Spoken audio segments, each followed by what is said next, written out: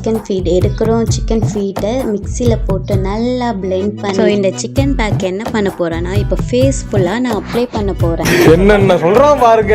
Wait skin க்ளோனா ஸ்கின்க்கு மேலே apply பண்ணுறது மட்டும் ஸ்கின் க்ளோ கிடையாது, இன்டேக்கும் இம்பார்ட்டன்ட். ஸோ இன்டேக் தான் ரியல் க்ளோ. தேவையான கொலாஜன் அது எங்கே இருக்குன்னு தெரியுமா? சீக்கிரம் சொல்லவா?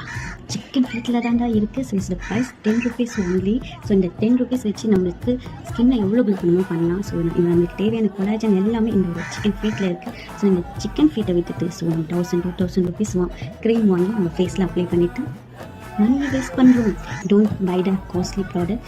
ஸோ 10 rupeesல உங்கள் ஸ்கின் சிக்கன் ஃபீட் சாப்பிட்றதுனால என்னெல்லாம் பெனிஃபிட் தெரியுமா? ஸ்கின் நேச்சுரலாக க்ளோ ஆகும், ஸ்கின் டைட்டன் ஆகும், ஹெல்த்தியாக இருக்கும். ஸோ ஏருக்கும் இல்லை பெனிஃபிட் இருக்குங்க. ஏர் ஃபால் கம்மியாகும், ஏர் ஸ்ட்ராங்காக இருக்கும். ஃபேஸில் சிக்கன் போடுறதுனால இந்த க்ளோவும் இல்லை, பட் சாப்பிட்டா கண்டிப்பாக ரிசல்ட் வரும். ஸோ எப்படி சாப்பிடணும்னு சொல்லிட்டு நெக்ஸ்ட் வீடியோவில் ரெசிபி சொல்கிறேன்.